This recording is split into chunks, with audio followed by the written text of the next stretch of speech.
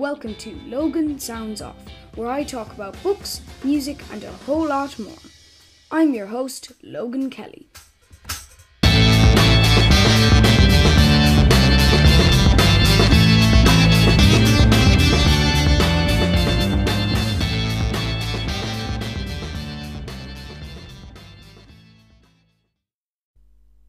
Hello and welcome back to Logan Sounds Off. Today on my podcast, I'm going to be doing another album review of one of the best new Irish rock albums ever. Now that's in my opinion, but Mind Yourself by The Scratch.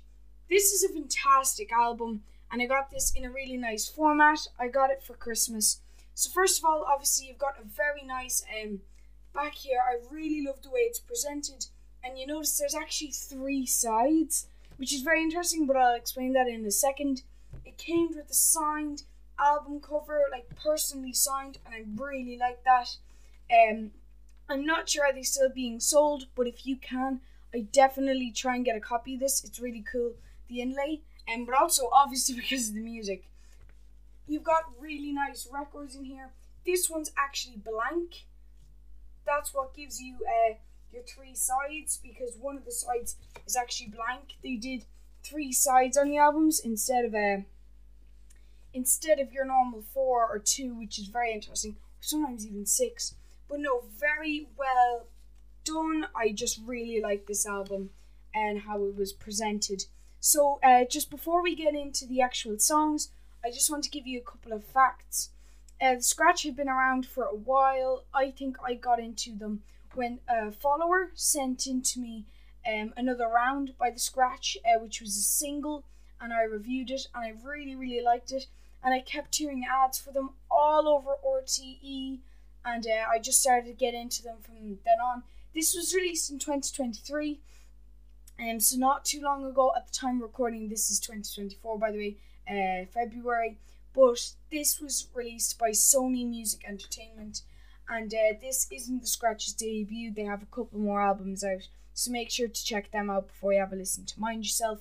But the first track on this album is called Banshee, and I really love Banshee because I remember the Mind Yourself release landed on me. I was like, whoa, because I hadn't seen the singles at all. I wasn't looking at the Scratch that much, but it came up on Spotify that it came out, so I had to listen to Banshee, and I was doing, I think, a Logan's 5, and if you don't know what a Logan's 5 is, make sure to check out my social media at Logan Sounds Off, which is where I put up my Logan's 5, which is where I take 5 songs and rate them out of 5 stars, and I put them up on social media every Wednesday, Friday and Sunday night, so make sure to check that out. If the days change, I'll always let you know before.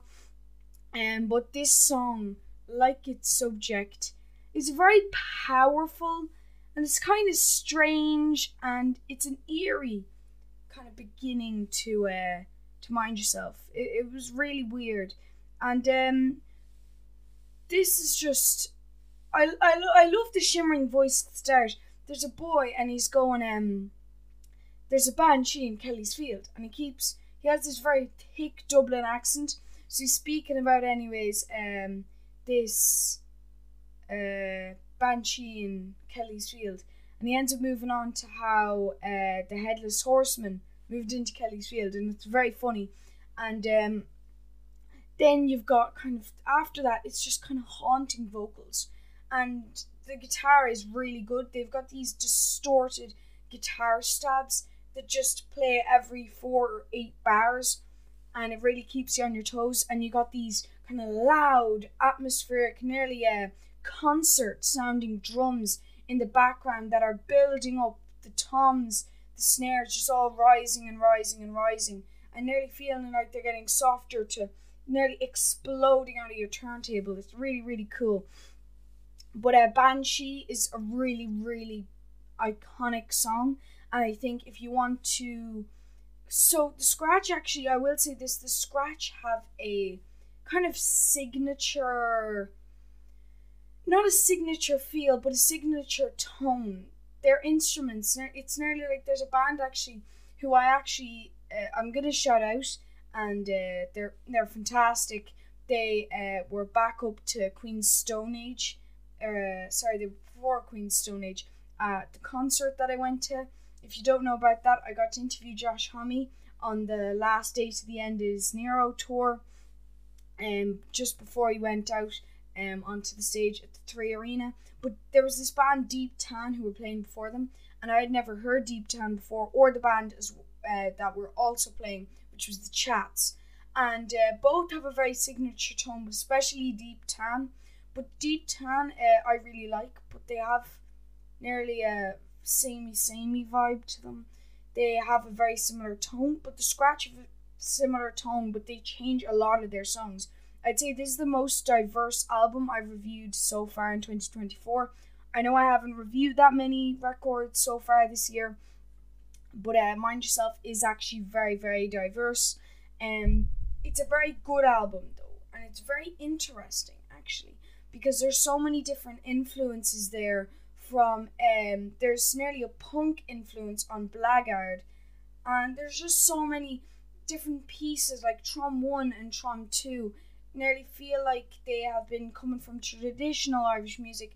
Banshee seems to be coming from old Irish folklore, and they have some very nearly they have a good comedic part of the band actually, the Scratch, because there's one of the lines, "It was a long time ago," and all in the background of the band, "Yeah, we know." It's so funny, and it nearly has at that particular part, it has a sea shanty vibe that it goes duh, duh, duh, that it kind of revolves between a couple of people, but it's really, really cool actually, that particular track. So that's why I like Banshee.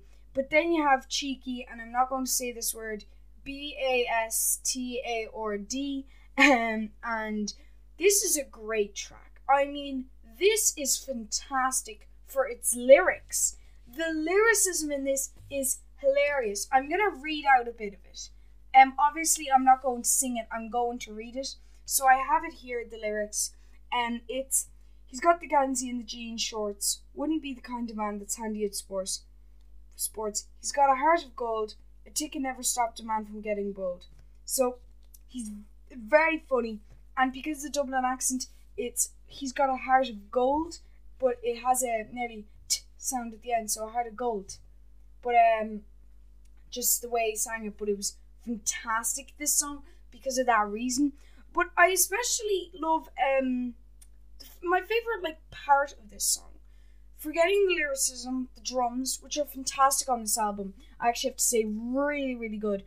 But what's really brilliant about Scratch is the guitars, and in this particular track, the guitar is playing very fast, and it's rhythm, and it's one note, and it's going up, down, up, down, up, down, up, down, up, down, up, down, but it's way faster.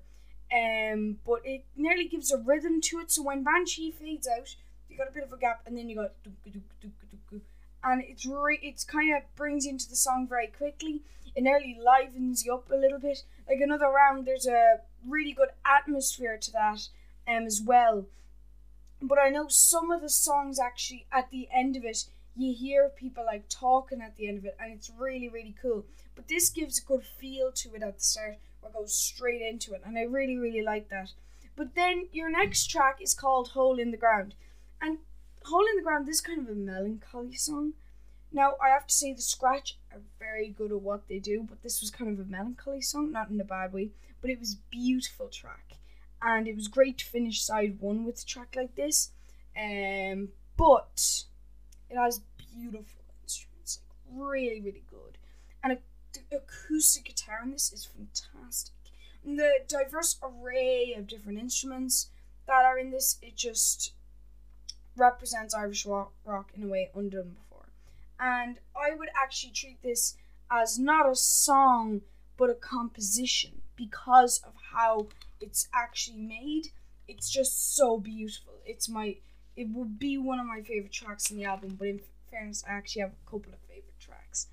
But then after that, on side 2, you have Trom 2, which is also called A Harrowing Sun. So I actually thought this was just, that's what it was called, but it's actually in brackets. It was kind of like when I was reviewing You can check this out on YouTube, by the way, the review of Amy Winehouse's Frank. A lot of the songs had things in brackets after them, but they were actually separate songs, but they were attached into one. It always confused me. The Harrowing Sun is actually a second part of Tron 1, so I know, very weird, but there it is. And this opens up side 2 to the Scratches Mind Yourself in a completely different way. Like, with a negative and harsh tone, this track is slightly spooky, along with being a very spontaneous kind of track at the same time. So that was really cool. I'm not a big fan of Tron 1 and Tron 2, but I will say that's just my opinion, and that's just because it didn't suit me. Quality-wise, it's as good as the rest of the other tracks. It's just, I think there are better songs, and speaking of better songs, Shoes, the next song, is one of the most beautiful tracks ever written, in my opinion. And it nearly has a musical quality, as in Broadway musical quality to it. Because, like, I can just picture people saying this. It's really, really cool. But Shoes is really sad, and it's my favourite track off the whole record. Beautiful lyrics, like, just, let's see, here we go. I'm just going to read a bit of the lyrics. When you walked in the rain and the earth didn't spin, and the child on the street had to call himself in, and I watched you all squabble for the land that was sold by a man in the gutter, a father to you. It's just, and that's not even the full verse. Actually, I think that's the chorus, and it repeats and repeats, and it's just beautiful. I think some people would regard it as very repetitive nearly, and I think that's very unfair. It's kind of trying to make it sink in. I was kind of organising some things. I was tidying up my room while listening to this, and I was organising some things on my shelves, and I actually stopped what I was doing and just listened, because this song really was just so well done. It's not very relatable, but Shoes is just the best song on the whole album, in my opinion. And this is nearly as good. It's just Shoes is so sad. That's the reason why it affects me so much. I don't like sad songs usually, but Shoes is actually really beautifully done. But Blackguard is like, you have Shoes very emotional, very soft, very sad, and then Blackguard, which is like hardcore the whole way. And it's a completely different kettle of fish, and yet it's perfect. I love Blackguard. Like, this is one of the best songs. Like the Scratch blew it out of the water with that. That was the one that was most surprised. That surprised me the most, along with Shoes. They were both kind of equal on the surprise level, not on actual quality. But then you had Tron 2, and this kind of had a great feel. Very relaxed. And this starting on side 3, and I gotta say, it's pretty good. It's not, Tron 1 isn't as good. I'm not as big of a fan of Tron 1 and Tron 2, but just still fantastic. Fantastic track.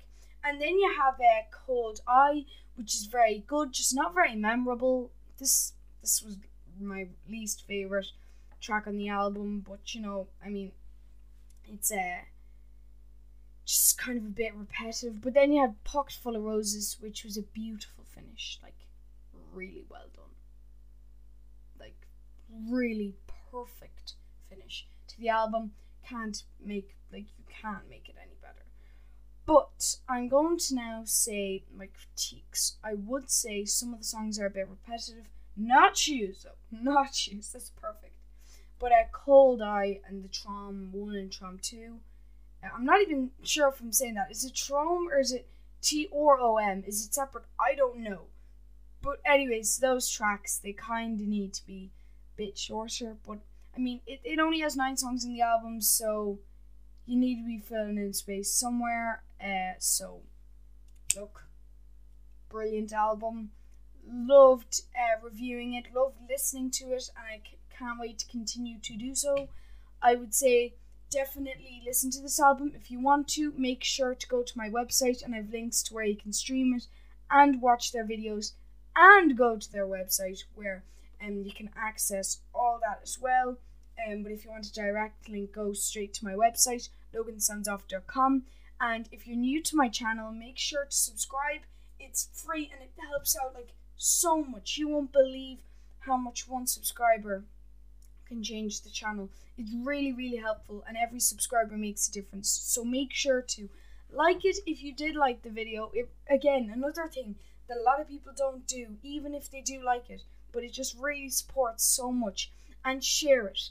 Most of my stuff people share because it's just sharing a passion. And if you're into music, and if you know someone who is just as into music as you are, make sure to share it with them, because I post stuff all the time. And speaking of posting things, make sure to follow me on my social media. I post tons of things that I wouldn't usually post on YouTube that are really interesting and all about music. So if you're all out of music to listen to, and if you want some recommendations, check out Logan Sounds Off. I hope you enjoyed listening to this episode of Logan Sounds Off. You can follow me on X, Facebook and Instagram at Logan Sounds Off. And don't forget to subscribe and not miss any more cool episodes. Bye guys!